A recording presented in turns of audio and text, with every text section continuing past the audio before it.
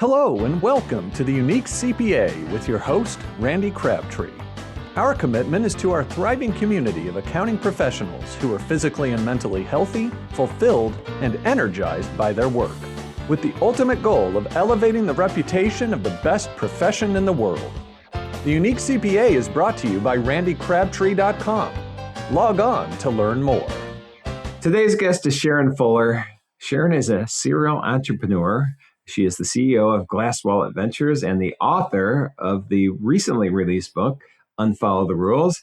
She has built and sold 2 accounting firms, which we'll discuss today. She now works with accounting firm owners and financial leaders who are ready to rethink the traditional model. Sharrin believes in scaling smarter, leaner, and with intention. She challenges traditional thinking in our profession and encourages leaders to question rules we have simply accepted for decades. Actually sounds like a really good guest for the Unique CPA. Sharrin, welcome to the Unique CPA. Thank you for having me, Randy. Yeah, excited to have you here. It's been, we've known each other for about 3 or 4 years now or something. I haven't been around I call the accounting circuit in Accounting Today in San Diego, I think in 2022 of May. So that's when you guys started seeing me pop up. Yep. And then I remember Scaling New Heights, which was probably that same year, I think is where we spent more time talking.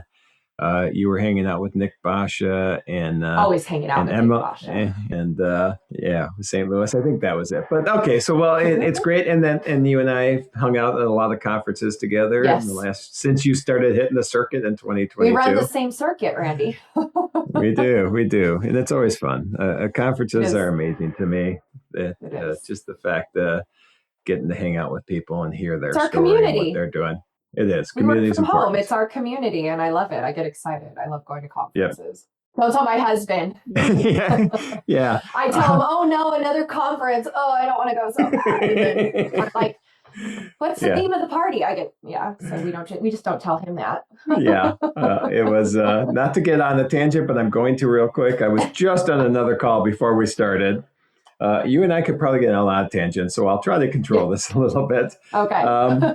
But I was just on another call with our marketing team, and I said, in June, I have a June 9th in Vegas, June 11th in the UK, and then June 15th in Orlando. So it's going to be a pretty crazy week for me. So, but that's the way it goes. April through July, thanks to Bridging the Gap. And then actually, I think I've got 2, and then I have off August and September real quiet. And then October is, it's I crazy. told my husband, I won't see you for 4 months of this year. So love you.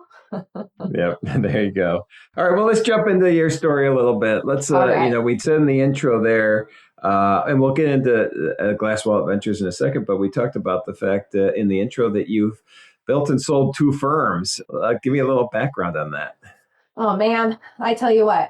So the first one I started because I realized I couldn't work for other people. It just was not my forte. I did corporations, and I always would get in trouble with HR because you can't say that, Sharrin, like, ooh, believe it or not. And then I always couldn't stand it because there were always, if people got promoted based on their tenure, they were there longer than me, so they would get promoted. They'd be terrible at their job. I would teach them how to do it, but they'd get the promotion. I was like, I just can't do this. So I started my own company because I bought a salon because I had my manicurist license in 3 different states. Anyhow, started my own company eventually after all that, doing accounting or mobile office management, bookkeeping, grew it. Didn't realize I even had anything to sell. And then in 2021, 3 different people came up to me and said, hey, so we really want to buy your firm and we want to acquire you as a flagship and then bring you guys over and grow it underneath. And I ended up saying yes to one of them and immediately remembered, hey, Sharrin, you don't work well under the instruction of a board. Did you forget that? So I ended up exiting after about 6-7 months. And I was lucky enough to get out of all my handcuffs. So I was able to start another firm. And as soon as I did, next thing I know, my team came back, everybody came back, and I ended up with another firm. And it wasn't intentional. It was more of people coming up and going, hey, Sharrin, we really want to start a firm. I had 2 different partners. I started 2 new firms and I didn't want to start any, but I ended up with 2. And I thought, I'll only do half the work. It'll be fine. Never how it happens. Ended up buying my 2 partners out, merging those 2 firms together, and then had my accounting firm and just asking myself every day, why did I start another accounting firm? I didn't want to, when I sold the last one, I'm like, I'm not doing this anymore, but I did. Then I sold it again. So that's the long story short. You can read about the whole story if you read my book. I don't know where I'm pointing. There we go. I see. I can point, but I can't really help out. I know. I hate when it's not mirrored because it's so confusing. Me too. So in fact, I almost turned the video off when that happened. Yeah. So, but we're going to stick with it today. All right. So you just brought up the book. Let's talk about that because I love the title, Unfollow the Rules. And so again, I guess what prompted you to write this book? So originally it was going to be more of a how-to based on my Startup to Seven Figures course that I have. And as I started writing it, I started adding in stories, and then I ended up redoing the whole thing. And it ended up being less of a how-to and more of my journey and how I got here, because I didn't mean to write something motivational or cheerleader, go get it. You know, I'm not stepping on Dawn's toes there. That's our designated motivators. But it somehow, as I was writing, I thought, people need to know there isn't one way to do things. They need to know that I didn't go to college. My brain works differently than others. I failed so many times. And the only difference between me failing and maybe some other people failing is I just kept getting back up, throwing some Neosporin on those scraped knees and just remembering, don't do that again. Try something different. And I just wanted to let people know I wasn't afraid to fail. And I'm not afraid to talk about failing, because owning a business, running a business is lonely. And everybody just thinks, oh, you're the business owner. You've got it all together. And I'm like, no, no. Or maybe I do sort of now, but only because I didn't always. And I just kind of wanted everybody to know that in the background. And there's more than one way to do it. Yeah. Unless you want to be a CPA. You have to go to school if you want to be a CPA, but that was never my goal. That is a rule you do have to follow. And you're right. Yes. So that is one rule. Although those rules are changing as we speak right now in a lot of places. But are they? Yeah, just the 150 hours and different paths to becoming a CPA. School is still required. But there's some other things that, although there is a state out there that is considering just eliminating the licensure completely, which is crazy. Well, and did you know, if you've been an accountant for a long time, you can almost test out on a large portion of it. Because I was looking into it, I'm like, maybe I'll just go grab my degree real quick, because Randy, I've got nothing else to do over here. Exactly. And then I was like, why? I don't want to. Right. So I stopped. No need. I think at this point you've established yourself. I think you're good. I think I'm all right. Okay, so when we talk about the rules then, because I'm a big proponent of the same thing I think you are, is that challenging these rules, challenging status quo, challenging mindset, embracing change, I think is so important. When we look at accounting is a rules-based profession. Mm-hmm. There are things in place, and I think sometimes we have that mindset and take it too far. So from your opinion, what are like some of the biggest rules that you believe accountants need to challenge, rethink, question?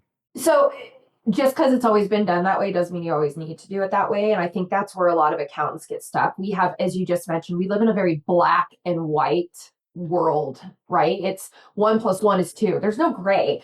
And we tend to not like change, stick to what we know, because we know it's in line, or we're not going to drop balls. And my thing is always, no, how long have we been doing this for? Let's look into that. Like, there's no way. We can't be doing what our ancestors did forever. Like, they did it because they had an abacus and they drew in the sand with sticks. We don't have that now. We can upgrade and update. So just really, I question everything. It's probably something my dad didn't mean to instill in me when I was little, as he said, you don't always have to take no for an answer. You can ask why. He meant it in a different context, but he should have explained a little bit more, because since then I'd ask, even I'd get in trouble at school all the time because the teacher would say, do this. And I'm like, why? That doesn't make any sense. And that timeout, Sharrin. But I've always just had that nature. And when it comes to this, and I go to conferences and I see everybody doing the same thing over and over, and I'm like, but why are you doing that? Well, it's what we do. Like, right. But why? That sounds terrible. So I don't like the status quo. You know me, Randy. I don't like, if everybody's going left, I'm like, what's wrong with the path on the right? I'm going to go check that out real quick and I'll let you guys know. Yep. So really, it's just, I question everything. It's the anarchist in me. I question literally everything. does. A lot of people don't love it, but it's just my nature. It helps me learn and solve and understand people better and the process better. Yep. It worked for this. So yeah, I agree with everything you're saying. I mean, I think if I listed a couple, I mean, why are we billing by the hour? I mean, that's just, like you said, our ancestors, cave people did that. So we have to do it. It's been this way forever. My clients won't like it. I'm like, you'll be surprised when you come to your clients as the professional that hired you and you say, by the way, we are doing this. I think clients prefer set pricing over hourly because they know what they're getting. I agree. And then you can average it out. If you have a slow month, it's okay. Anyhow, that's a whole other topic that I'm sure you've covered. Oh yeah, believe me. But that's a key one. Another one is, I think our mindset is that we're there to help everybody. So we got to help everybody rather than let's pick the clients that make sense for us to work with. So there's, okay. So I could take us on a tangent on that too, but I love the idea of unfollow the rules. In fact, actually, I've got a book sitting behind me that is titled Break the Rules. Alan Whitman wrote. He was a guest recently. We talked about his book on breaking the rules. So maybe you and Alan need to get together and discuss. Maybe. I was told unfollow the rules would be a little bit more easy for the more conservative accounting industry to swallow. yeah, that might make sense. And it was really fun to make everybody tattoo it on themselves at my book launch. That was the best. I know you did that. I was actually tried to go to the book launch, but wasn't able to. But I was in that area. I know it was in between two conferences, right? It was in between. Yes. It was the Sunday that Intuit started, but it was down on Fremont Street, and we bussed people over, which was probably a little bit, but we had an amazing turnout. And Ignition Party was at the Aria, and I'm like, some people are not going to make it because that was an open bar. I had an open bar, but we had a great turnout. I'm not upset about it at all. Nice. Well, okay. Well, let's transition now. But I love the book, and we'll put it in the show notes where people can, find the book and everything. So thank you for that. But let's talk about what you're doing now with Glass Wallet Ventures. And, we said in the beginning too, how you're helping companies, firms, leaders scale smarter, leaner, really leaning into what they should be doing. What is it that you are doing with Glass Wallet Ventures from a how do you define it? Is it you're a coach, you're a advisor, mentor, you're an advisor? I am a strategic business advisor specializing in process and efficiency and automation. Put that on a business card. So I am advising one-on-one, and oddly, they're the people that I'm advising right now. I have a couple of accounting firm owners, but they're not even in accounting, like an insurance company. Anyhow, and then I have a lot of advisory that I'm doing one-on-one, but my main thing is my community. So all my content is community, and all the owners that are coming in there, they're stuck. They're stuck in different ways. Most of it is they are a dependency trap. And I'm coining that new phrase. So if you hear it again, instead of bottleneck, dependency trap in their company, because everything goes to them and depends on them, and it gets stuck with them, and they don't know how to get rid of it. They don't know how to move it. They don't know, do I hire? Do I automate? What do I automate? So every one of them come in with some sort of help me issue. And the whole idea is that right now it's great because since it's newer, when somebody asks me a question, I'm like, hold on, let me go fix that for you. I'll go do a video. Let me go make you a template, a spreadsheet, because I love spreadsheets. So I'm making specific content for people right now, and it's kind of fun. But really the idea is just to help people get out of that. Is it a hiring issue? Is it an automation issue? Is it how do you get things off your plate? How do you grow? Is it a capacity issue? And we're really just solving for that. But the whole goal is having your exit strategy in mind, because what people don't understand is you don't know when or if you'll want to sell your firm, or even if you'll need to, until it actually happens. And by that time, you're already too late, right? Because once somebody puts the letter of intent in front of you, it's got an amount on it, you've spent that money, and you don't go back and go, hold on, let me go fix things. You just want that money. Right. So the idea is let's set it up from the beginning with the end of the journey in mind. You don't have to get there tomorrow, but you have it. So that way, if it does happen, you're like, oh, hey, I just sold my company for 2x instead of 1x or 1.5. So that's really the thing. And it's a lot of emotional. A lot of the blocks people have are emotional. It's not really process. It's in their head. The accountants don't like change. They're uncomfortable with it. They need control. And you kind of have to baby step, one piece at a time, solve for, I'm like, because we get overwhelmed, right? And you kind of have to solve for one thing. What's the one thing we could take? Okay, now we got that one thing. Okay, what's the next one thing? Okay, now we just gave you back 30 minutes a day of your life. What's the next thing? And slowly by slowly until they're comfortable. So it really is that I should go get a certification in counseling or something, because I really feel like it's a lot of, now let's talk about this, but I enjoy that too. So this is my passion. I love it. I love it. I love spreadsheets, but I don't want to do books anymore for anybody. I do my own, but I love creating these. I was created like 4 or 5 different worksheets yesterday in spreadsheets, and they're so pretty and fun. And I can't wait. We'll launch them in a day or two. And I'm like, I hope everybody loves them because I love it. So I'm having a lot of fun with what I'm doing now. Nice. Well, the one thing, not only obviously everything you said was pretty awesome there, but that whole almost baby step process of not overwhelming people, because you give them too much to do at once, and you said it.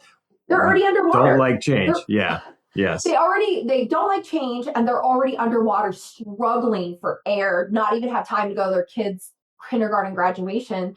You throw them a whole brand new software that's going to take them a month and a half to set up, or thousands of dollars to set up, and they're like, no, I'll just keep doing what I'm doing. So you've got to fix just one little thing at a time. One win, we call a win. Let us give you one win. One win a month is the goal in there. And I think if we can do that, it's worth the value of what we have.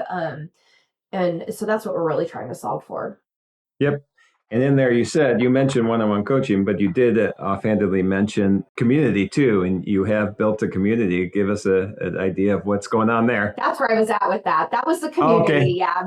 My one-on-one is very strategic. So if you come to me and say, hey, Sharrin, for example, the one company I'm working with, they are buying a bunch of different companies that have nothing to do with each other, and they are all on different systems.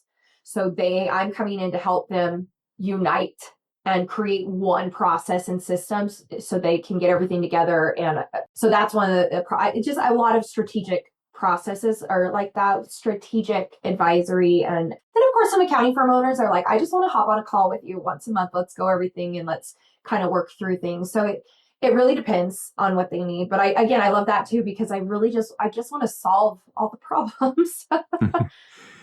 What is the name of the community? It's the Clone and Conquer Hub. Clone and Conquer Hub. Got it. The hub. Yeah. All right. That's nice. All right.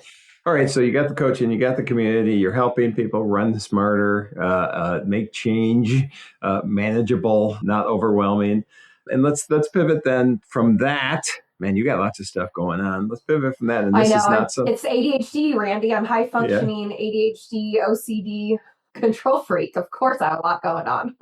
Well, speaking of ADHD, you were in a session on ADHD. Wasn't that's a session at Bridging the Gap this last year? Wasn't it an ADHD that was your conference there, sir. Yes. All right. And I heard good things about that. I popped my head in and saw a little bit of it, but not much. So thank you again for being part of that. Of course. And so since we just segued into conferences, you are actively involved in a conference as well. And yes. And I'm going to butcher the name right now because it's not popping in my head. What's the name of that? There's an association and a conference. Count. Women Who Count. So the AFWA, and it's Women Who Count. Yeah. Yes. Okay. So that kind of became a passion project when I went to it in 2021. But I'll let you ask your question before I just... Randy, if you just want to be quiet, I could just keep talking. I have no problem letting you keep talking, but I was going to ask how you did get involved, but yeah. Two things: how you got involved, but then give us that first, but then give us what is the conference, and okay. Obviously the Women Who Count gives us a little idea, but there's more behind it than that, I'm sure.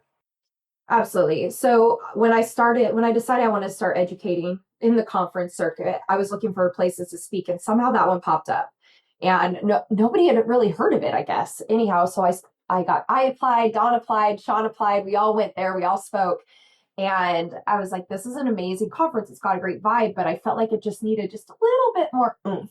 So I somehow after that conference ended up getting highly involved in the AFWA. They really roped me in, and then after a couple of years, I think at the Reno conference, which was 23, they said, hey, will you please co-chair 24? And I'm like, sure. So I kind of co-chaired, but in 2024, but it wasn't really doing a lot. It was just kind of, we had a management company, so it was more of a name than do anything. And then 2025, we let our management company go in June.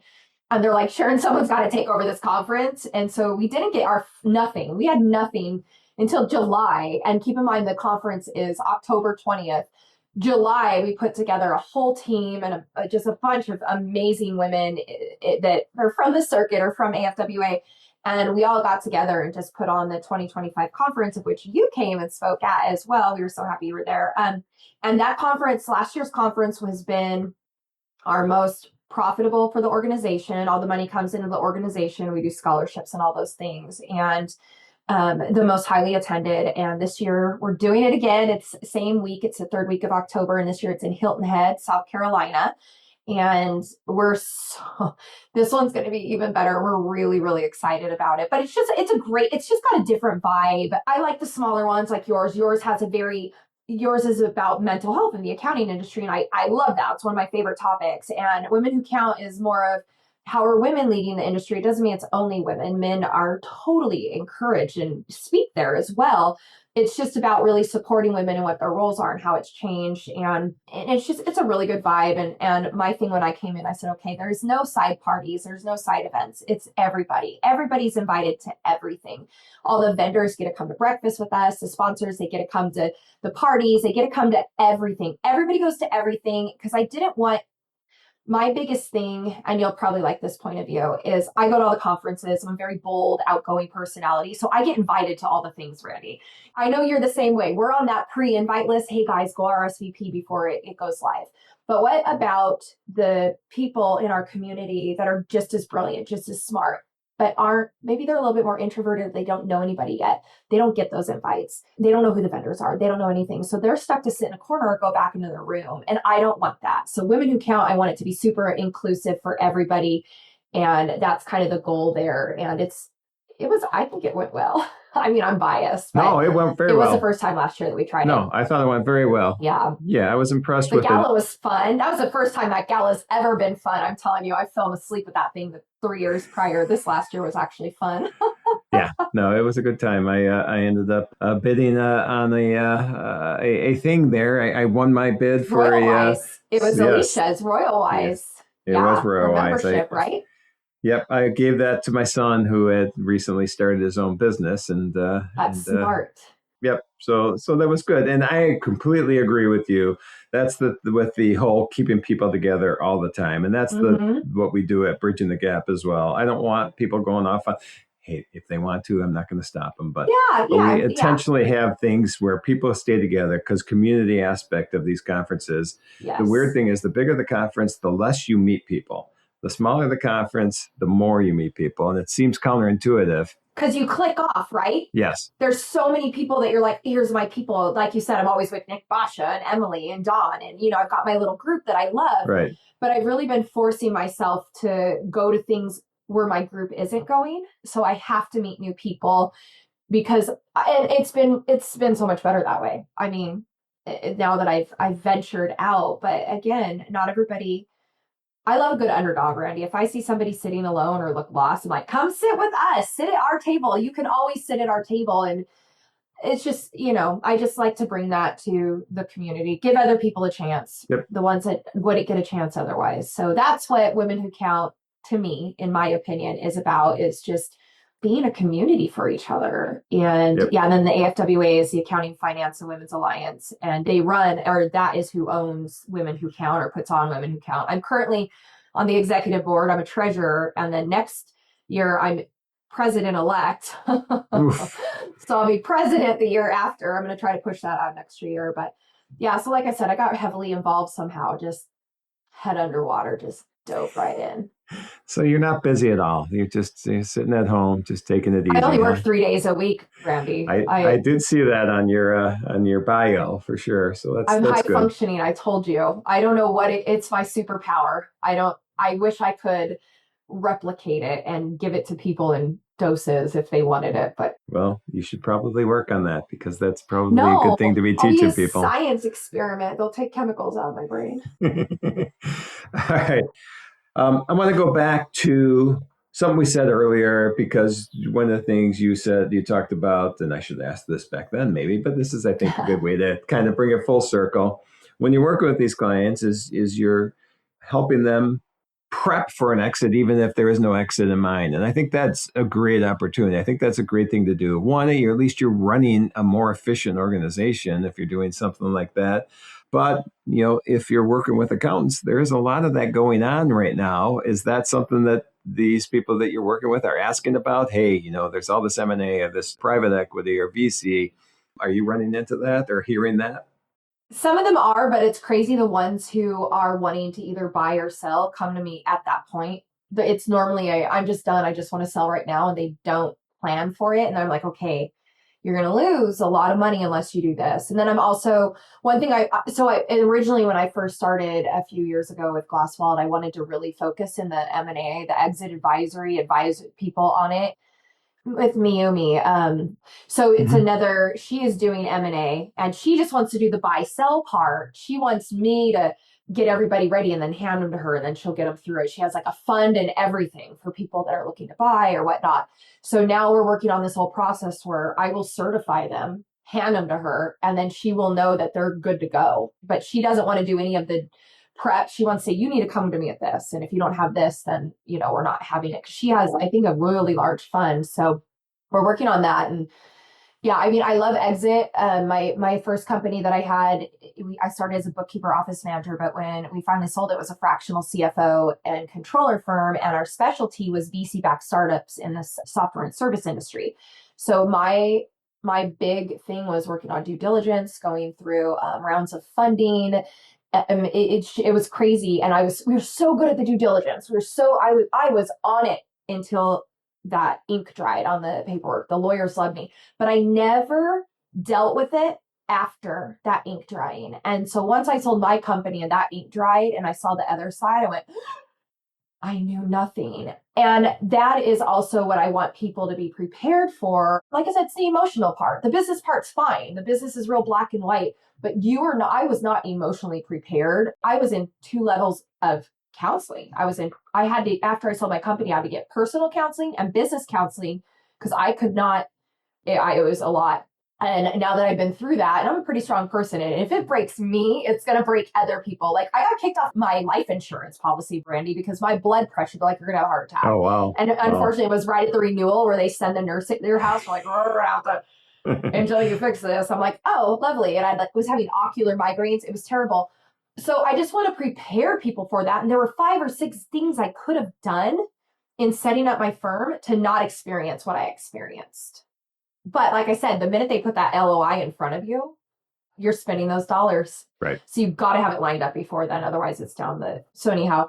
So I am very passionate about that. And that's my passion behind helping people set it up and also make money. I want people to work 3 days a week. I want people to go on sabbatical for the holidays. I'm off for 2 months in the holidays. I want people to go to conferences and be able to go to all the vendor events and be present because they don't have to go back to their room and do actual work. I want them to be able to do that. And it's not hard. It's just a mindset change. It's the support. Someone saying, you can do this. I did it. Look at me. My first job was a paper route. Like I didn't go to school. If I can do it, you can do it. Anybody can do it. You have to change your mind and then do the work.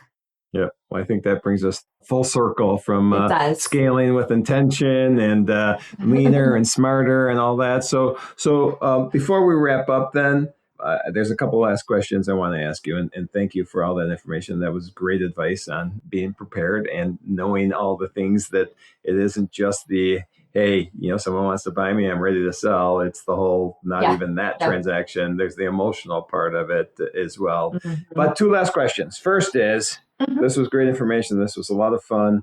And when you're not being a strategic advisor, did I get that right? Yeah. Okay. Strategic business advisor, but we'll take it.